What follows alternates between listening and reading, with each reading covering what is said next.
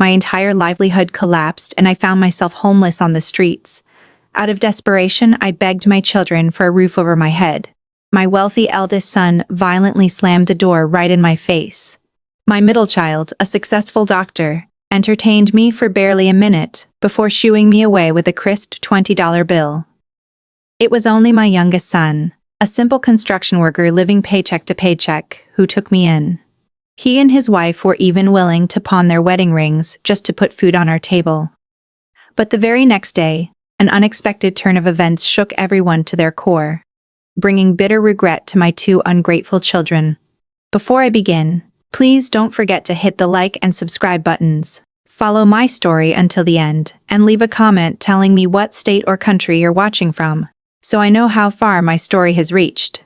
The rain was falling in cold, steady drops as I sat in the dark alleyway of a closed storefront. The chill of the autumn night pierced through my worn-out winter coat.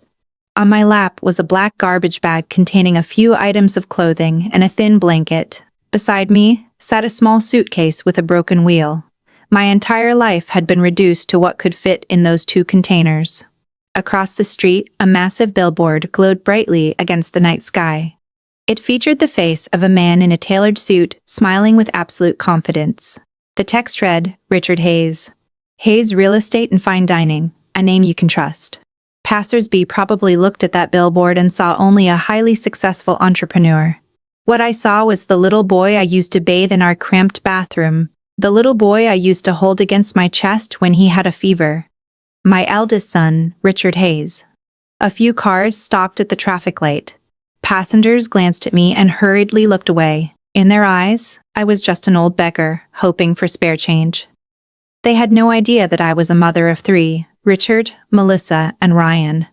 They didn't know that I used to have a house of my own, small and modest, but full of love. I stared at my wrinkled hands. These hands used to be strong. They were more than capable of carrying my babies, hauling heavy bags of groceries, and stirring large pots of stew on the stove. I still remember the day my husband and I first held the keys to that house. The paint on the walls was fresh, and the hardwood floors were bare, but we laughed like children. "Martha, starting today, we finally have a home of our own," my husband Arthur said as we stood on the front porch. We planted a small oak sapling in the front yard. Back then, Richard was in elementary school, Melissa was in kindergarten, and Ryan was still a toddler. I carried on my hip. Every morning, our house was loud and full of life. Richard would run around looking for his baseball socks, Melissa would cry because her hair wasn't braided right, and Ryan would storm the kitchen demanding pancakes. I would shout over the chaos, telling them breakfast was ready. Meanwhile, Arthur would be up front, opening up the small local hardware store we owned. It was exhausting, but my heart was full. We weren't rich, but we had hope. Arthur ran the hardware store, and I baked pies and casseroles to sell to the neighbors. At night, we would count our dollar bills and coins at the kitchen table. Arthur would always say, "Richard is going to be a big man someday. Melissa will be a doctor, and Ryan, what matters is that Ryan becomes a good man." Back then, I thought we had all the time in the world to make those dreams come true. When Richard got accepted into a prestigious university in the city, we sold the plot of land we had inherited upstate to pay his tuition.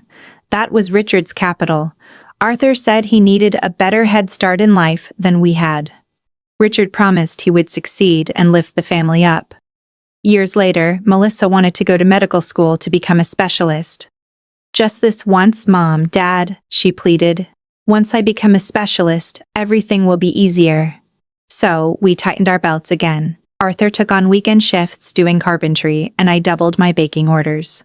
Only Ryan never asked for anything. After high school, he chose to enter the workforce immediately. Sometimes he helped out at the store, sometimes he worked as a day laborer in construction, and sometimes he helped neighbors fix their leaky roofs.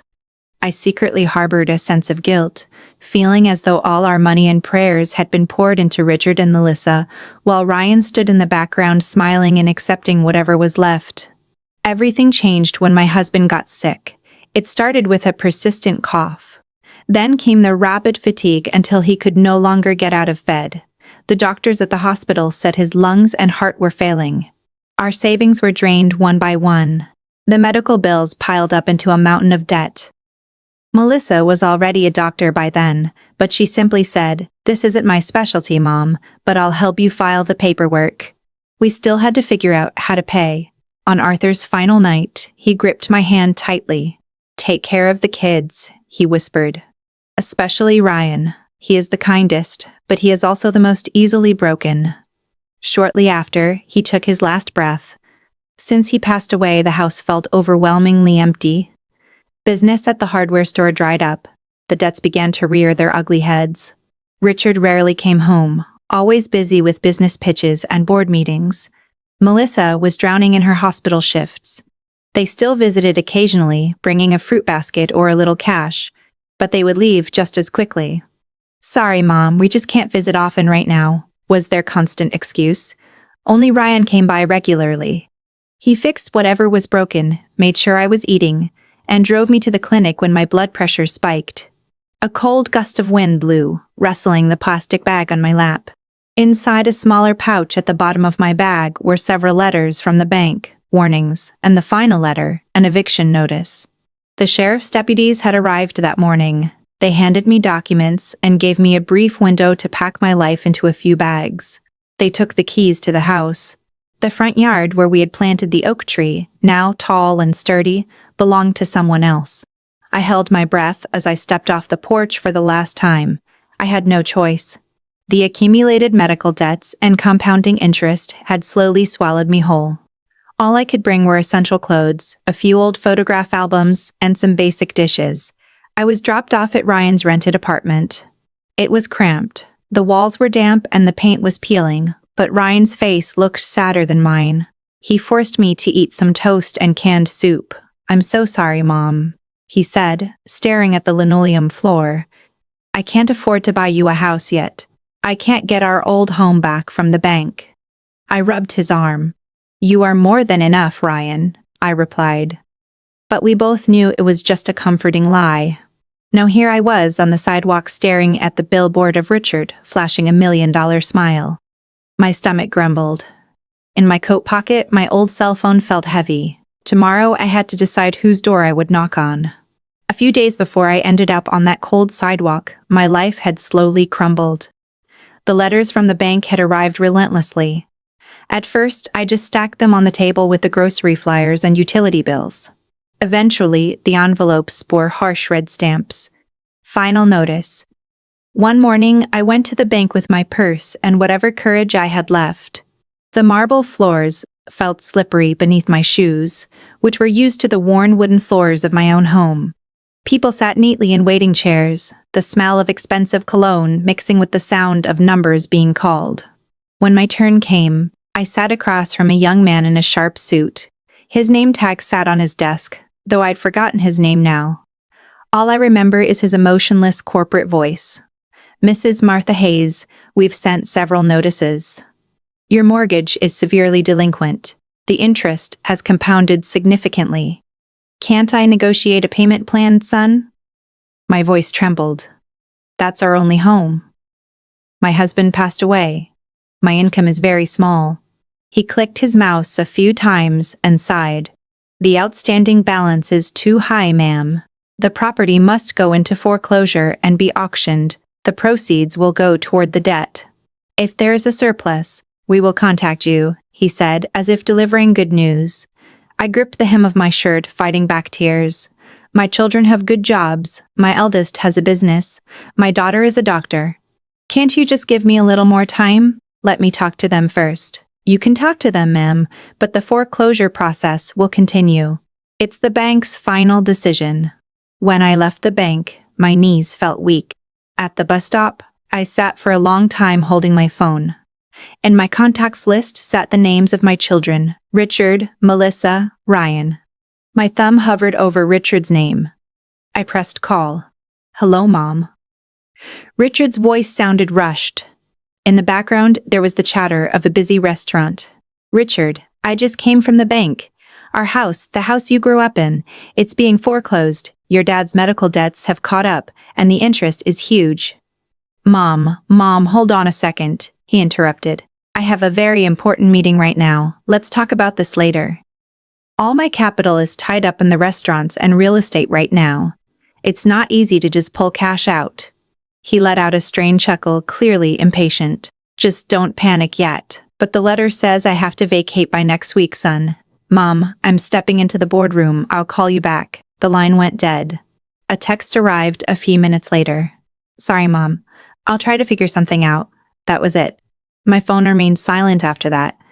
I took a deep breath and called Melissa. Yes, Mom. Melissa's voice was exhausted. I'm at the hospital on rotation. Melissa, the bank is taking the house. They sent the final notice. I'm afraid I have to leave by next week. Oh my God, Mom. Melissa sighed heavily. I have so many payments right now. The mortgage, the BMW, the clinic equipment loans, Victoria's private school tuition. You can ask the government for help, you know. There are plenty of Medicare programs and state-run nursing homes now. I don't want to go to a nursing home, I said weakly. I just need a little help. Mom, please don't be like this, Melissa snapped. Excuse me for saying this, but I worked hard to get where I am by myself. Just let them sell the house, pay the debt, use whatever is left to survive. You can't keep dragging us down financially. At the end of her speech, she sounded exactly like an irritated doctor scolding a non-compliant patient. I have to do my rounds, Mom. I'll call you later. She never called back. Eviction day arrived much faster than I anticipated. 2 sheriff's deputies arrived with a representative from the bank and a moving crew. In the front yard, the oak tree we had planted stood tall, its autumn leaves vibrant. I stood beneath it for a moment before going inside. Mom, please pack the personal belongings you need to take, one of the deputies said. His tone was polite but firm. We can only give you a couple of hours. I wasn't alone. Ryan had arrived at dawn with his wife, Sarah. Their faces were pale with anxiety. Mom, the important thing is your clothes, your documents, and your photos, Ryan said. We moved quickly. Sarah wrapped my plates and glasses and old newspaper. Ryan carried my thin mattress and a few plastic storage bins to his rusty pickup truck. The large, heavy oak dresser, a family heirloom from my late husband, stood in the corner of the bedroom. It was incredibly heavy and hard to maneuver. Exhausted and out of time, we decided to leave it behind. What about this, Ryan? Sarah asked, pointing at the dresser. Leave it. It's too heavy. Let the bank deal with it, Ryan said, wiping sweat from his forehead. I stared at the dresser for a moment. On top of it sat our faded wedding photo. I grabbed the frame and put it in my bag. We left the dresser leaning against the wall. In the living room, the bank rep was taping papers to the door, notice of foreclosure. I held back my tears as I handed over the keys. I'm sorry, ma'am, just doing my job, the rep murmured. I just nodded. Outside, the neighbors were standing on their porches, peeking through their curtains. Some offered sympathetic nods, others just whispered. Ryan loaded my suitcase into the bed of his truck. His apartment was much smaller than my house, but I had nowhere else to go. During the drive, I clutched my bag tightly to my chest. The crisp autumn air hit my face, but inside, I was freezing. The home we built with sweat and prayers was gone in a single day. My husband was gone, and my 2 most successful children only had time for quick dismissive words over the phone. That night in Ryan's cramped apartment, I lay on my thin mattress in the living room.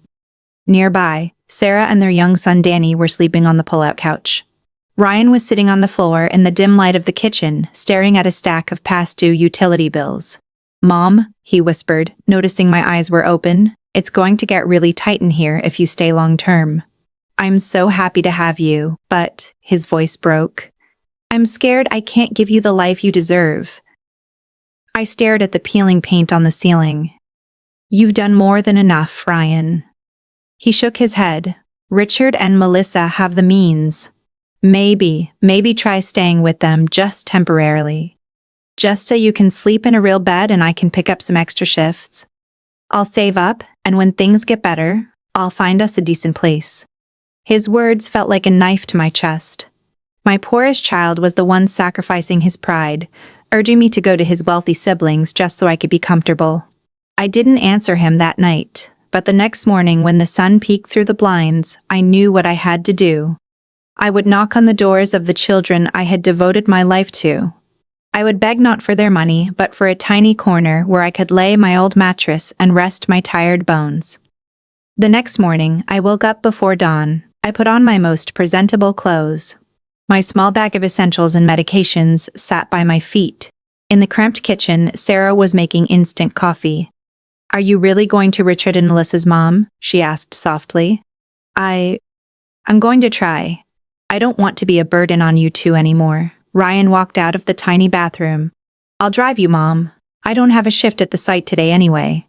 Soon, we were in his rusty pickup truck, driving out of the rundown neighborhood and heading toward the affluent suburbs.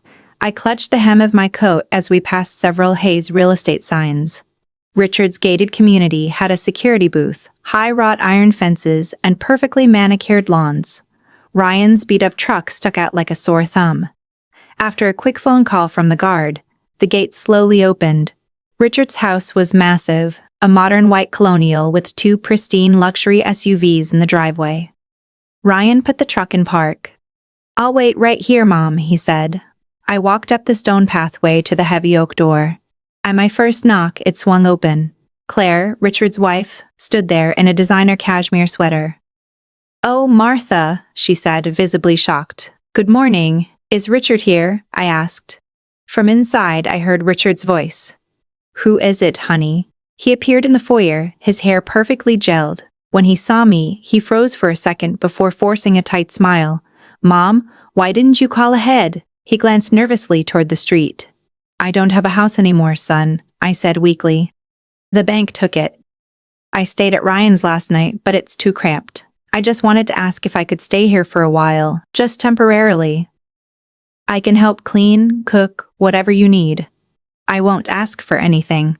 Claire sighed loudly. "Richard, the girls from the country club are coming over for a charity lunch later. If your mother lives here, how are we going to explain it?" Richard rubbed the back of his neck. "It's not that simple, Mom. The guest rooms are full. Kevin and Chloe need their own space, and my home office is here. If you move in, what will people think? A successful CEO having his displaced mother crash in his house? It'll ruin my reputation. Just a thin mattress, son. Just in a corner somewhere," I pleaded. "Please don't talk like that." He looked away, embarrassed. "I'll help you some other way. I can send Ryan some money for rent, or look for a cheap motel. But living here, it's impossible. I host important clients. It'll disrupt my business." Claire nodded quickly. "Yes, Martha. You'd be much more comfortable somewhere else. It's too chaotic here, so I can't stay here." I confirmed, my voice hollowing out. Richard took a deep breath. "Not right now. Sorry, Mom. I'll think about it. But I have an appointment to get to." He looked at Claire. "Honey, please walk Mom out." Claire shifted her body to block the doorway.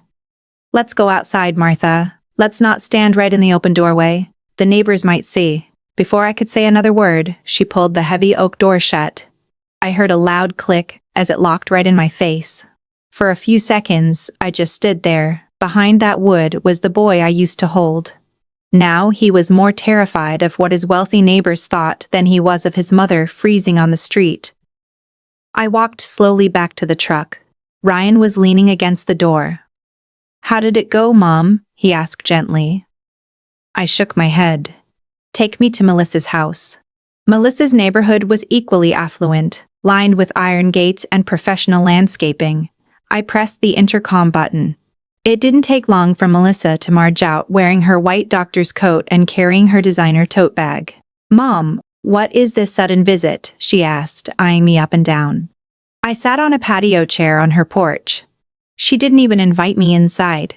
The bank took my house. I stayed with Ryan, but they have no room. I wanted to ask if I could stay here. I can watch the house while you're at work. I won't be a burden. Melissa checked her Apple Watch. "Oh, Mom, I'm in such a rush. My schedule is packed. If you stay here, I'll have to worry about you. The rooms are full anyway. Victoria needs her study room for her SAT prep. I work night shifts at the ER. If you get sick here, it's just going to be another problem for me." "But I have nowhere else to go," I whispered.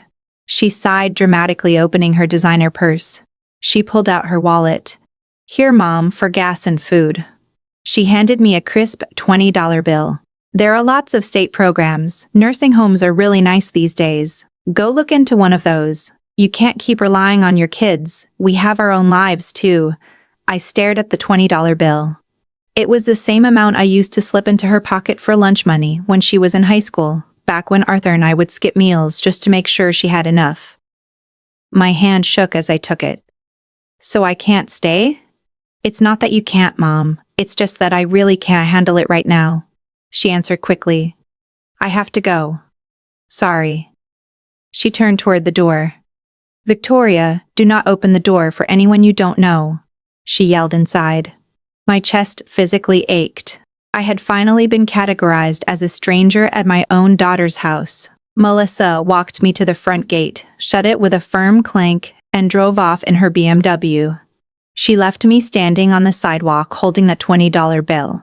I walked back to Ryan's truck. He looked at me, his eyes full of sorrow. Let's go home, Ryan, I said, fighting to keep my voice steady. To the apartment? He asked. I nodded. Yes. Looks like that's our only home now. As we drove back, the harsh autumn wind battered my face. 2 massive doors had been slammed shut on me today. At the end of this journey, a flimsy, peeling wooden door in a run-down part of town was waiting. But behind that door was the only place that still called me mother without any conditions. From the day I was rejected at my older children's doors, the days in Ryan's apartment felt heavier. The ache in my joints I could tolerate. The crushing weight in my chest was unbearable. The apartment was tiny, my mattress pushed against the living room wall, a plastic storage bin in the corner, and a rattling space heater keeping us from freezing. At night, we were packed tight. Every morning Ryan left to look for construction work. Some days he found a day labor job. Other days he didn't. When he did, he came home at dusk covered in drywall dust. When he didn't, he came home by noon, his face defeated. One afternoon, while I was folding laundry, Sarah was counting coins on the kitchen counter. This is enough for a loaf of bread and some eggs for 2 days, she whispered to Ryan, who had just walked in. But the electric bill is 2 months past due, honey. Ryan rubbed his temples. I asked the foreman. The big commercial project wraps up next week. After that, I don't know. I pretended to be focused on the laundry, but my heart was breaking. I had lost my home, and now my youngest son was drowning because of me. In the corner, the small box TV was on. The local midday news was playing. Renowned restaurateur Richard Hayes opens a new flagship steakhouse downtown. The upbeat anchor announced. On the screen, Richard appeared wearing a sharp navy suit, smiling broadly as he cut a red ribbon. Beside him, Claire wore an elegant designer dress. Kevin and Chloe were posing perfectly. The graphic below read, "Successful entrepreneur inspires the city." Sarah glanced at me and quickly changed the channel. "I'm so sick of the news only caring about rich people," she muttered. I suppressed a bitter smile. The son cutting ribbons for a new restaurant was the same son who locked his front door on me yesterday. The channel changed to a daytime health talk show. Suddenly, Melissa's face filled the screen. She was in her pristine white lab coat talking about preventative care. "I believe society needs to be more compassionate and proactive about regular health checkups," she said. The caption read, "Dr. Melissa Hayes Carter, MD, Medical Excellence Award winner." My chest throbbed again. The daughter who told me to go to a state-run nursing home was on television preaching about compassion. Sarah turned the TV off completely. The room fell into a heavy silence, broken only by the rattle of the space heater. That night, lying awake, Melissa's words echoed in my mind. "You can't keep relying on your kids. We have our own lives too." Maybe it was true, I thought. But didn't Arthur and I have our own lives once, too? And didn't we sacrifice it all for them? A few days later, the crisis arrived in the form of a final shut-off notice from the electric company. "If we don't pay this by tomorrow, we lose power," Ryan said, staring at the paper. In the pantry, there was only half a box of cereal and a few cans of soup left. Outside, a bitter frost was settling in. "I'll just fast," I said, trying to lighten the mood. "I'm old. I don't need to eat much." "No," Mom Sarah replied quickly. "What if you get sick?" Ryan stayed silent, his eyes bloodshot from lack of sleep. That afternoon, Danny spiked a fever. His forehead was burning and he was completely lethargic. Sarah panicked. "Ryan, we have to take him to urgent care," she said, her voice shaking. "Even the walk-in clinic has a copay," Ryan whispered. I sat next to the couch, stroking Danny's damp hair. My little grandson gripped my hand. "Len, just sponge him with lukewarm water for now, Sarah. If it gets worse tonight, we'll take him," Ryan said. Sarah stared at her husband. "Ryan, I can't watch him suffer like this. The power is getting shut off. We have no food, and Danny is sick. We have to do something." Ryan took a deep breath and stood up. He walked over to their small bedroom dresser and opened the top drawer. From it, he pulled out a scuffed velvet box. I recognized it immediately, the box that held their wedding rings. "I think it's time," he said softly. "Ryan?" Sarah covered her mouth. Those rings were simple, thin gold bands they had bought with their meager savings before getting married. I remembered the day they came home from the jeweler, laughing like kids because they finally had their own rings. "I'm sorry," Ryan's voice cracked. "I have nothing else to give. Let the rings go. What matters is that Mom and Danny eat, and we get Danny his medicine. I'll buy you a new one when things get better." Tears streamed down Sarah's face. "I've been with you since we had nothing, Ryan. I didn't marry gold. I married you. If this is the only way, do it." She quickly wiped her cheeks. "As long as we're together." I sat frozen. No words would come out of my mouth. It felt like someone was choking me. Ryan put on his jacket. "Mom, we're just going to the pawn shop downtown and then to the pharmacy for Danny." Sarah said, "Can you watch him?" I just nodded. When the door closed, I stared at my grandson. The damp washcloth on his forehead was getting warm. I swapped it for a cool one, fighting back the tears that threatened to spill. Hours later, Ryan and Sarah returned carrying plastic grocery bags. They had bread, eggs, milk, Tylenol, and cough syrup. Their faces were exhausted but relieved. "Do you want to eat something, Mom?" Sarah asked. I stared at their bare hands. "Your rings, how much did you get?" I asked weakly. "Not a lot," Ryan replied with a small smile. "But enough to get us through the week. It's enough." I couldn't hold it back anymore. I broke down sobbing. "Forgive me. It's because of me that it's come to this." Ryan rushed over and sat beside me. "Don't say that, Mom. You are not a burden. If it weren't for you, I wouldn't be here. You worked yourself to the bone to put us all through school. Now it's our turn to take care of you. Even if it's hard, what matters is that we're together." Sarah nodded. "Yes, Mom. Money comes and goes. Houses come and go. But you only get one mother." I took a deep, shuddering breath.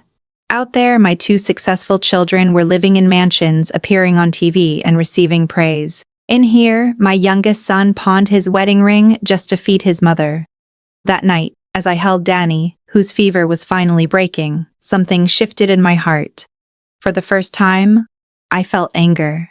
Not at life, but at my older children. And beneath that anger, a quiet determination was taking root. A desire to stop being a passive victim.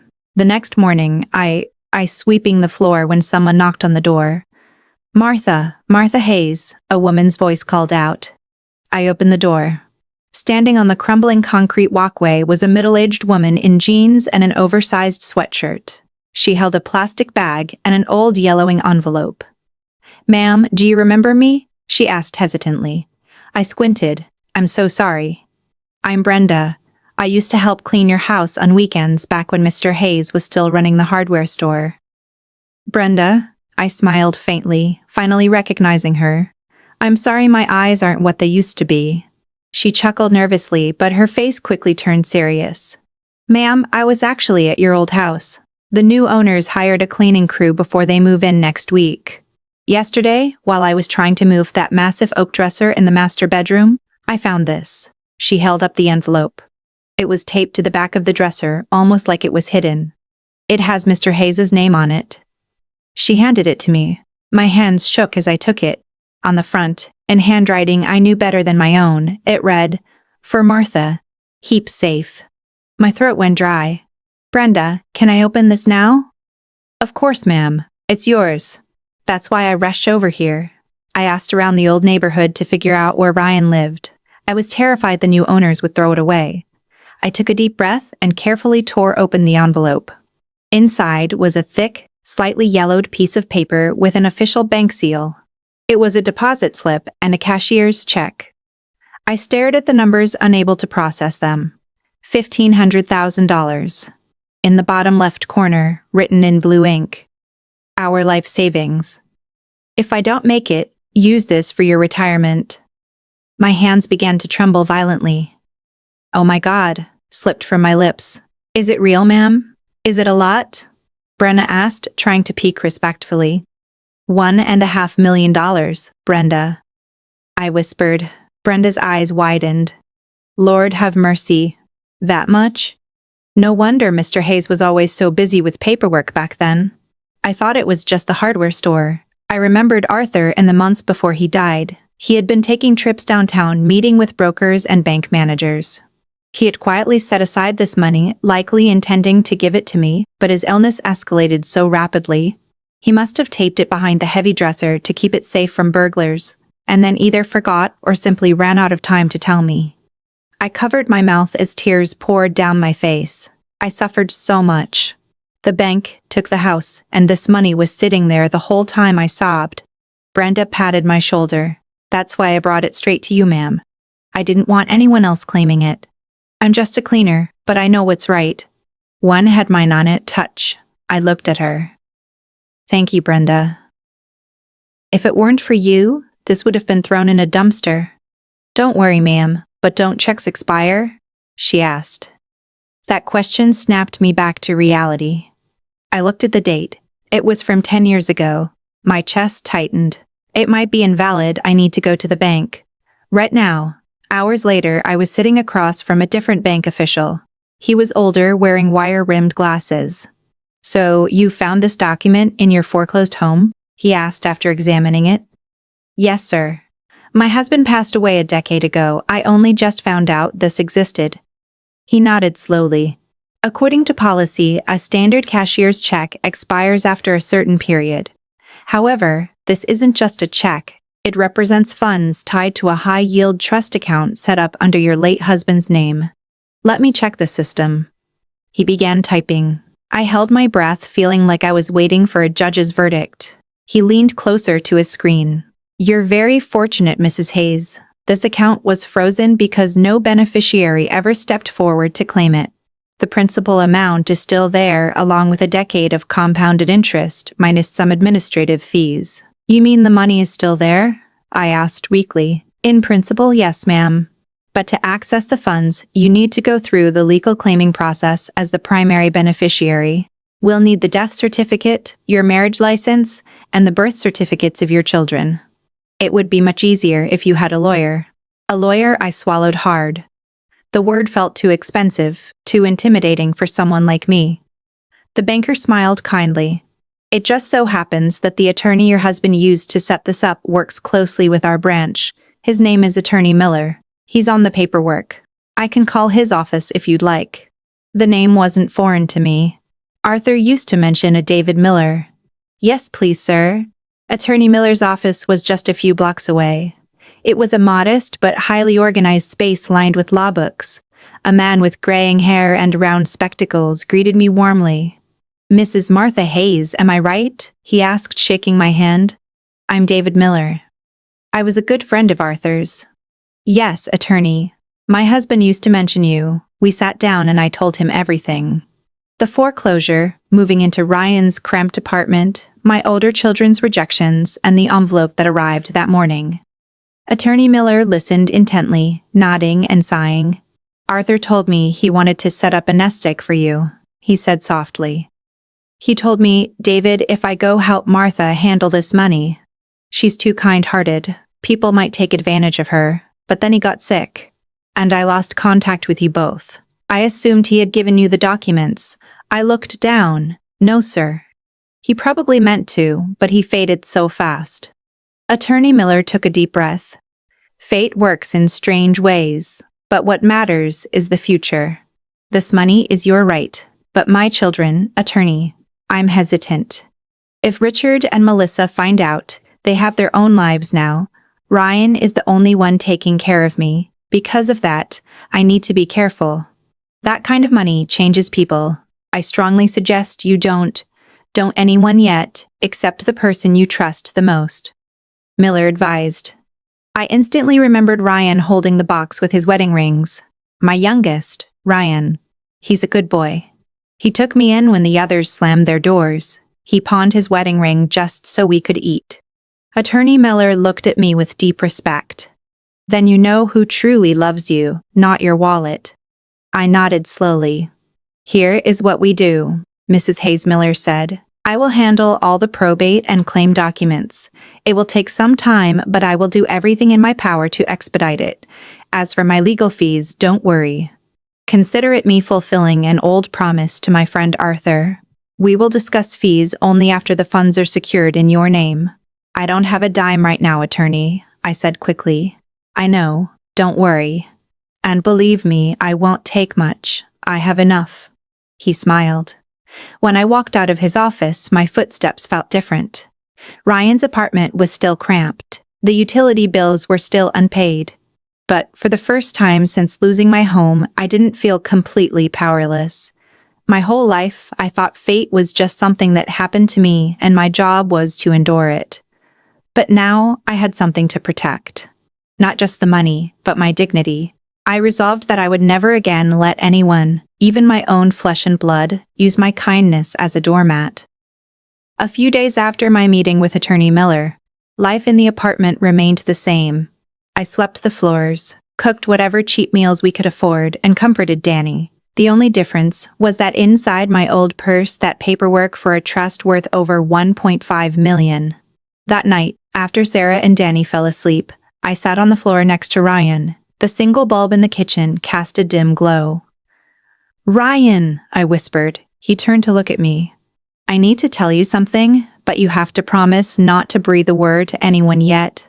Yes, Mom, what is it? I pulled out the copies of the bank documents and handed them to him.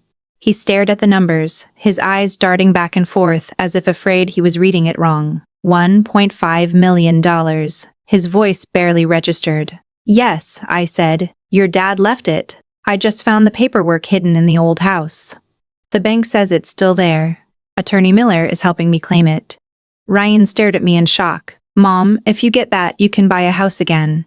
You can live comfortably. We won't have to squeeze you into this living room. Yes, I said. But Ryan, this kind of money makes people forget themselves. That's why I don't want Richard or Melissa knowing. I'm terrified they'll only see the dollar signs, not me. Ryan fell silent. Do you really think they'd fight over it? I remembered the locked doors, the $20 bill. If they couldn't be bothered to give me a bed when I had nothing, imagine what they'll do when they find out I have millions. Ryan took a deep breath. Okay, Mom, don't worry. I'm here to protect you. That money is your right. Once it's settled, we'll figure everything out. I squeezed his hand. For the first time in years, I felt secure. But greed has a way of traveling faster than the law.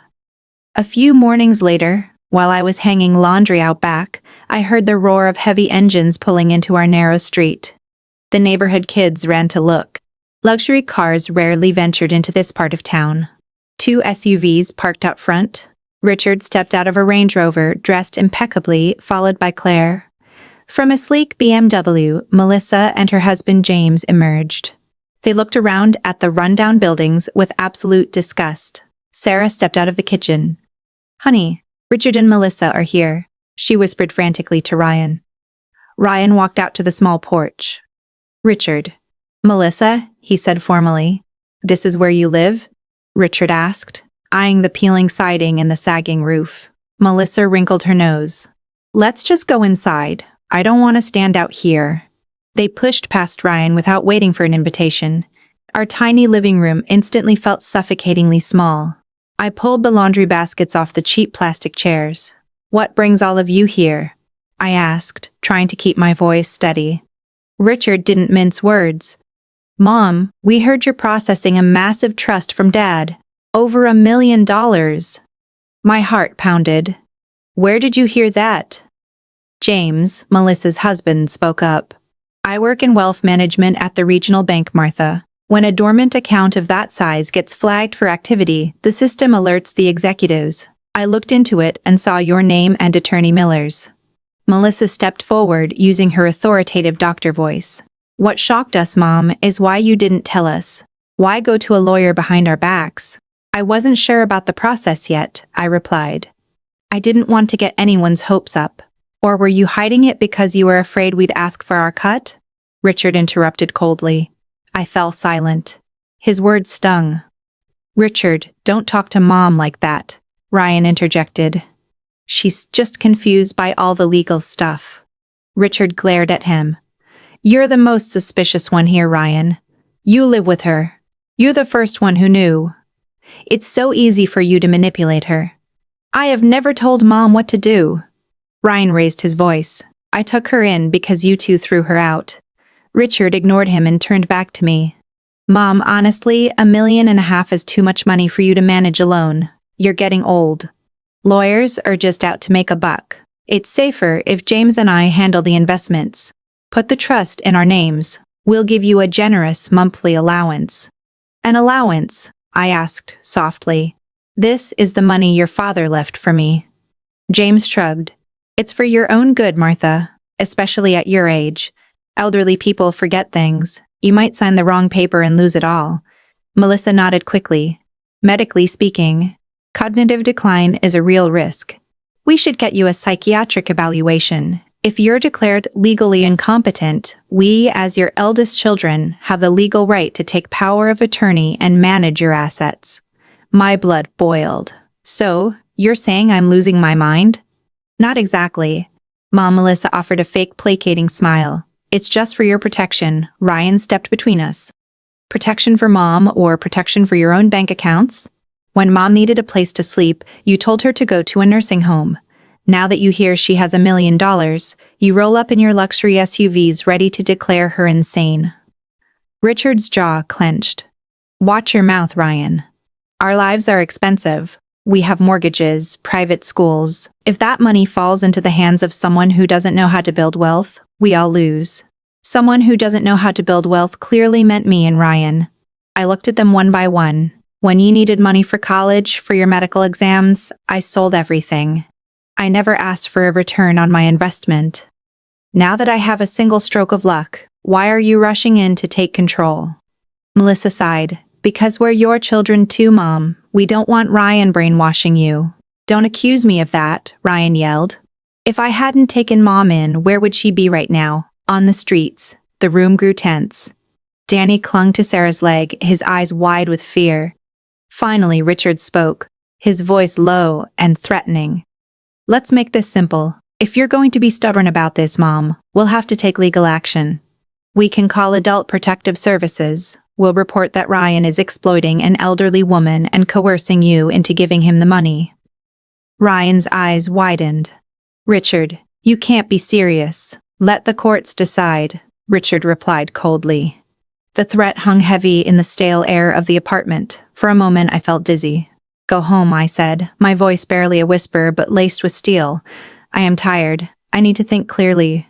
Melissa opened her mouth to argue, but Richard put a hand on her arm. Fine, but don't blame us if this ends up in a courtroom.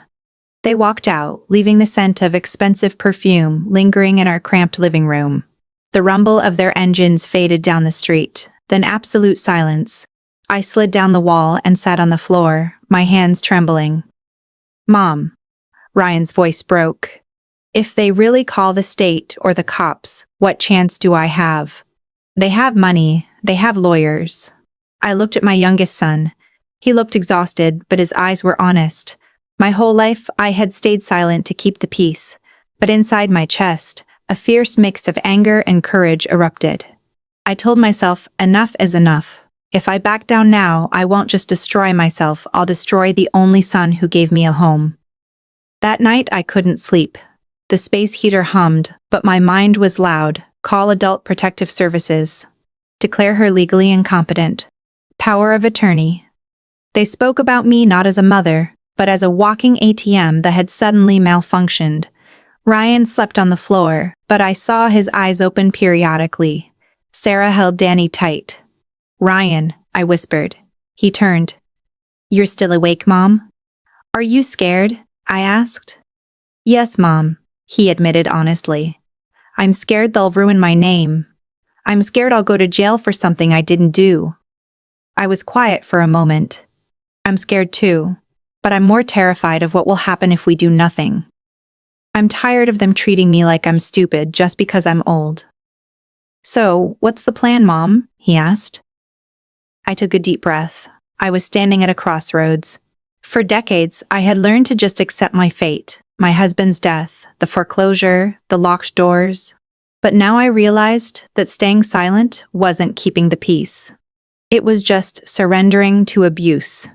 "Tomorrow I'm going back to Attorney Miller's office," I said firmly. "But you stay here. I need to do this alone. I need to make sure everything is bulletproof before Richard and Melissa try anything else." "Are you sure you can go alone, Mom?" Ryan asked worriedly. I dealt with the banks alone when your dad was dying. I can do this." The next morning I left before the sun was fully up. Sarah made me a thermos of coffee and wrapped a piece of toast in a napkin. "In case you get hungry waiting for the bus, Mom." At the bus stop, I felt a mix of anxiety and a strange, profound sense of liberation. This was the first time in my life I was making a massive decision solely for myself. Attorney Miller's office felt like a sanctuary when I walked in. "Martha," he greeted me. "I'm pushing the paperwork through, but you look stressed today." "What happened?" I recounted the ambush by Richard and Melissa, their accusations, and their threat to report Ryan to the state for elder abuse. As I repeated their words, the sting was still fresh. Attorney Miller sighed heavily and took off his glasses. "I expected this. Money of this magnitude brings out the absolute worst in families, especially estranged ones." "I'm so conflicted, Attorney," I said. "I love all my children. But Ryan is the only one looking out for me. When I needed a bed, the other two threw me out. Now that I have money, they want to lock me in a nursing home and take control. They want to say I'm losing my mind." Miller looked at me. "Do you think you're losing your mind?" I smiled bitterly. "If a mother fighting for her own right to survive makes her crazy, then I guess I am." He smiled back. "Your recall is sharp, your reasoning is sound, and you are fully articulate. You are far from incompetent, but to stop them in their tracks, we play their game. I will set up an appointment for you with an independent board-certified psychiatrist this afternoon. They will evaluate you and write a formal declaration of your mental competency. Once that is on file, Richard and Melissa's threats of conservatorship are completely toothless." "We can do that?" I asked. "Absolutely," he said. "And there's one more thing we need to do: estate planning. This money is yours, but eventually, when you pass, it will go to your heirs. We need to draft an ironclad will and trust right now so they can't fight over it later." I went quiet. This was the topic I had agonized over for nights. "Honestly, Attorney," I started softly, "if I died tomorrow and the money went to Richard and Melissa, they would completely disregard everything Ryan has sacrificed. They'll say, we're her kids, too. But when I had nothing, only Ryan and his family stood by me." Miller pulled out a legal pad and a pen. "Then let's draft a will exactly to your wishes." I stared at the mahogany desk. "Here's what I want. First, I want to buy a house. Not a mansion, just a solid, modest home with a room for me and rooms for Ryan, Sarah, and Danny, so we never have to worry about eviction again." "Done." He wrote it down. "Second, I want to set up a business fund for Ryan. He's broken his back doing odd jobs his whole life. I want to buy a local diner or a hardware store, something stable, so he never has to pawn his wedding ring again." Miller smiled warmly. "A great idea.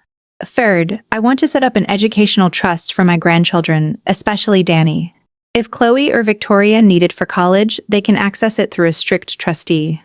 The money goes directly to the schools, not to their parents." "And for Richard and Melissa?" Miller asked gently. I took a deep breath. "I will not leave them anything directly, not right now. I gave them everything I had.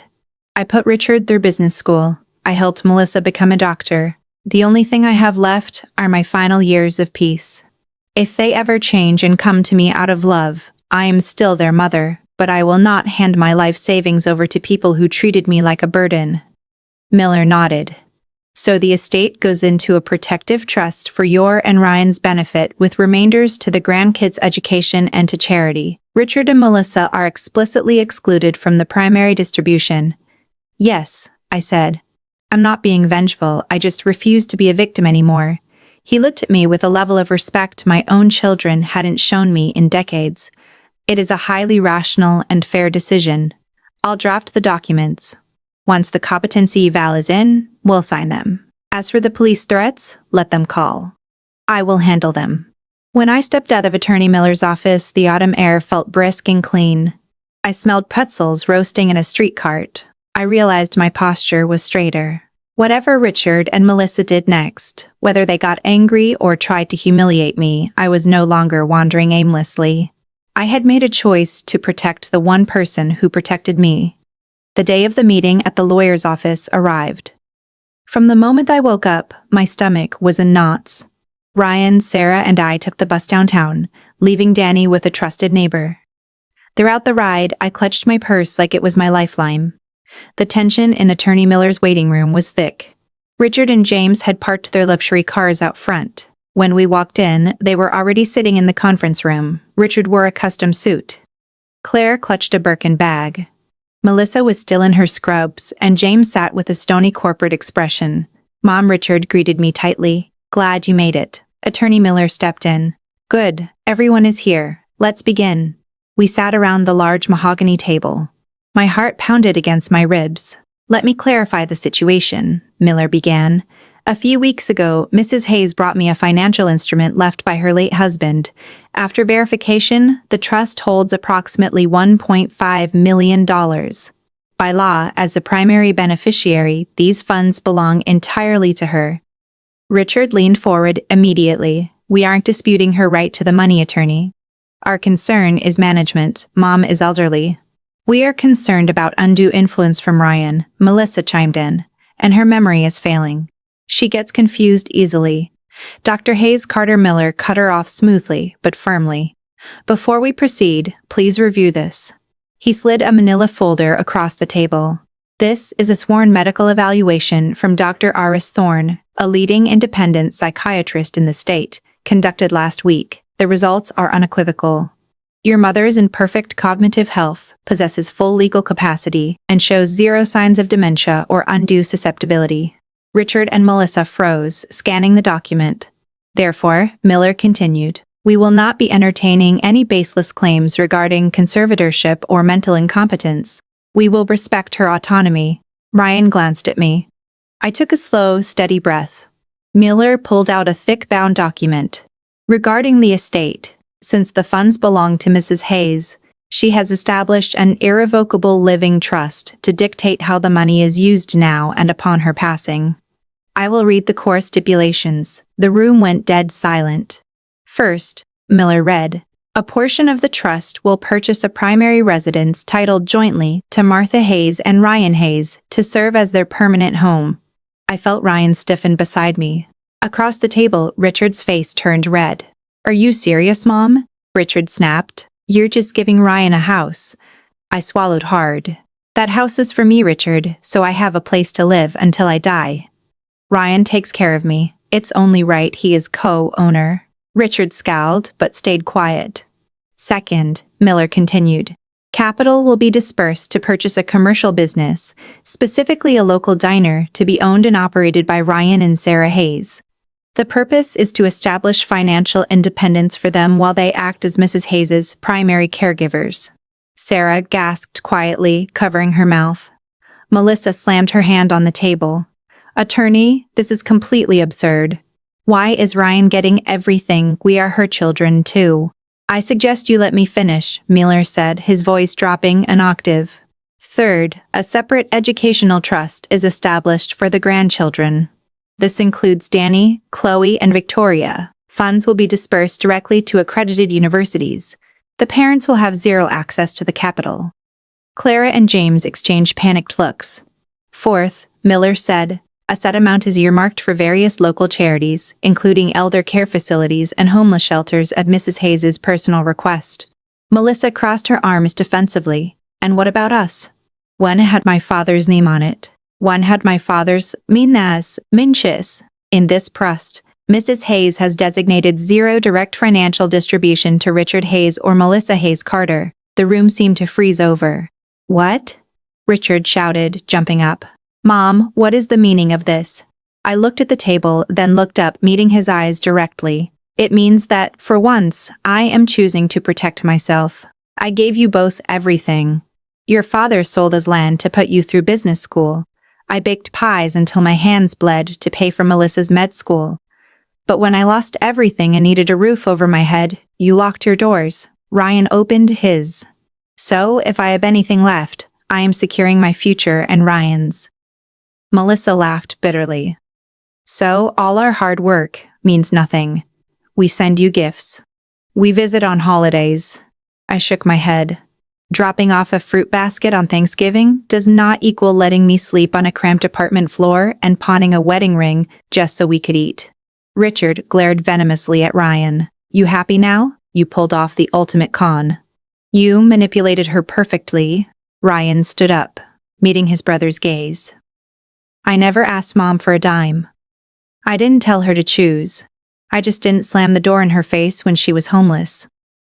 That's it. I am not here to mediate family drama, Miller interjected sharply. I am here to execute my client's legal will. Everything is ironclad. From a legal standpoint, it is unassailable. From a moral standpoint, I believe her reasoning speaks for itself. The tension was suffocating. Suddenly, Richard's cell phone buzzed loudly on the table. He snatched it up, irritated. What? I'm in a family meeting. Whatever was being said on the other end made the blood drain from Richard's face.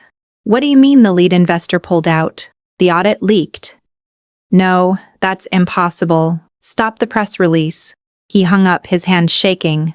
There's an emergency at the company. The board is freezing our expansion projects.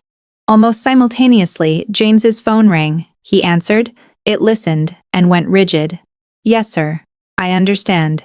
An internal compliance investigation. Yes, I will cooperate. He hung up and looked at Melissa, horrified. The bank's ethics committee is investigating flagged transactions, including the vendor contracts your clinic signed with that pharmaceutical rep. Melissa turned pale as a sheet. The room fell into a stunned silence. Inside me, something heavy finally let go. Attorney Miller cleared his throat. I won't interfere in your professional matters, but let me be exceedingly clear. Mrs. Hayes's trust is untouchable. It will not be liquidated to cover any corporate bankruptcies or legal defense fees for anyone. Richard stared at me, a mix of fury and genuine terror in his eyes.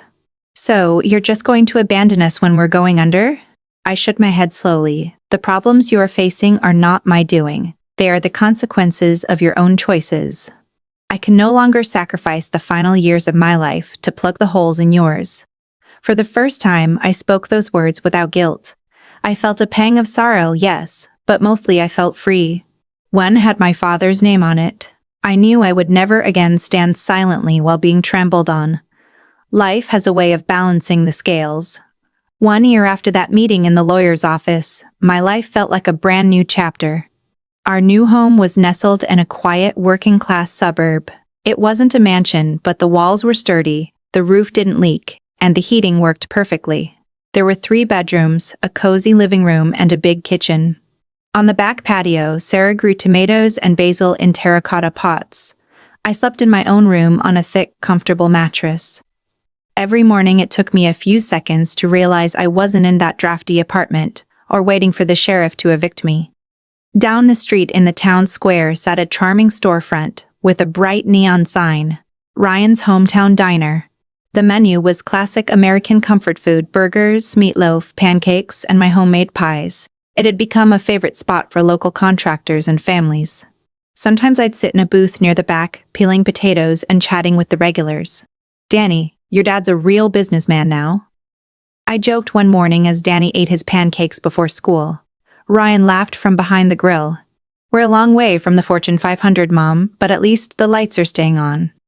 One afternoon while I was wiping down the counter, the diner's TV was tuned to the local news.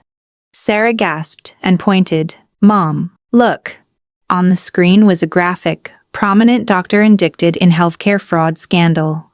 Below it was footage of Melissa wearing a gray tracksuit looking exhausted as she walked out of a courthouse surrounded by reporters. Melissa Hayes Carter has been officially stripped of her medical license following allegations of accepting kickbacks from pharmaceutical companies and inflating patient billing, the anchor reported. Melissa kept her head down. The hospital had fired her. James is under federal investigation for his role in hiding the money.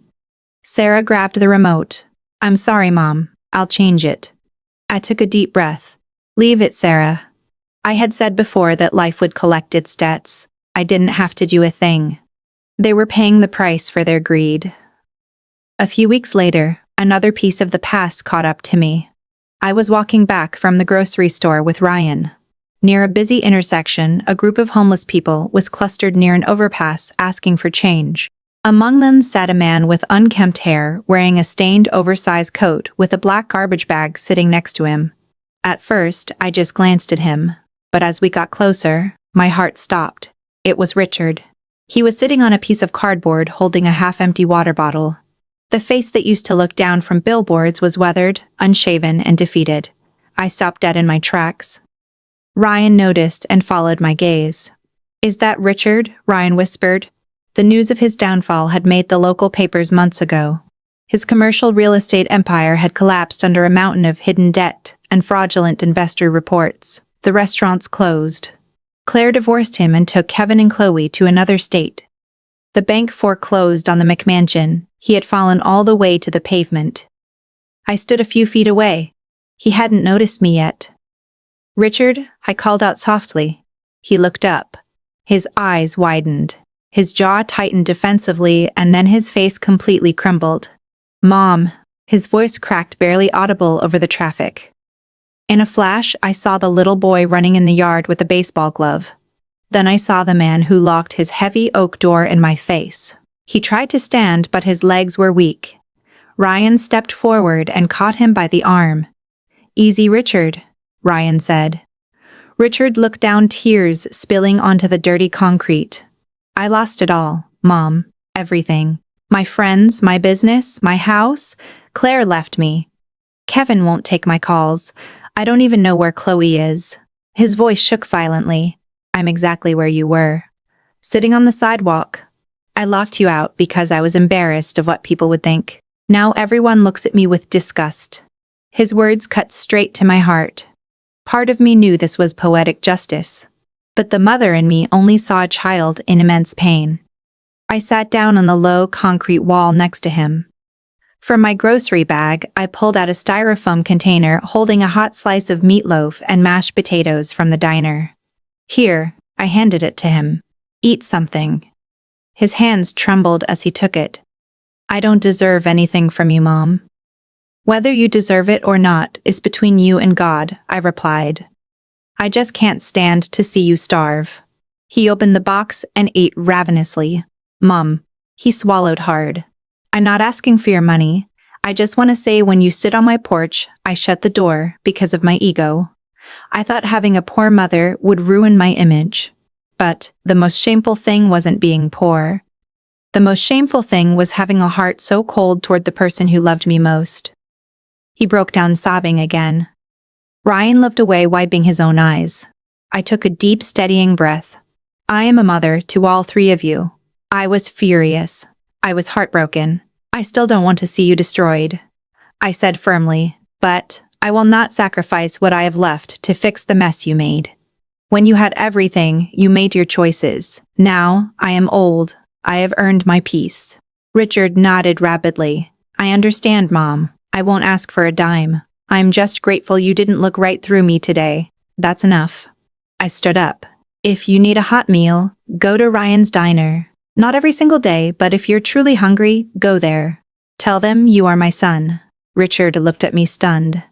But as for living in my house or accessing the trust, that door is closed. You need to rebuild your own life.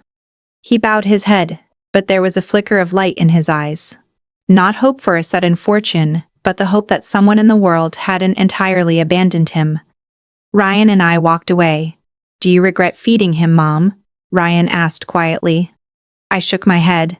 If I repaid his cruelty with my own, how would I be any different than the man who locked me out? Life has already handed him his bill, but I'm not going to let him drag us down again either. That afternoon, I sat on my back patio. Danny came running up the driveway from the school bus. "Grandma, I got an A on my spelling test," he yelled, waving his paper. I smiled and ruffled his hair. Inside, Sarah was brewing fresh iced tea. Ryan was closing up the diner early so we could all watch a movie. I looked up at the clear autumn sky. In my heart, I spoke to my late husband. "Arthur, the money you left was used right. Not for prestige, but to build a home for the son who truly loved us, to educate the grandchildren, and to give a little mercy to those who need it. The pain of the past doesn't just vanish, but it no longer dictates my life. I have scars, but I also have peace. I was evicted, slept on a floor, and was handed a $20 bill like a beggar.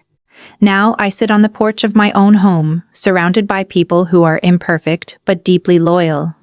Life isn't always fair, but eventually everyone reaps what they sow. My job now is simple.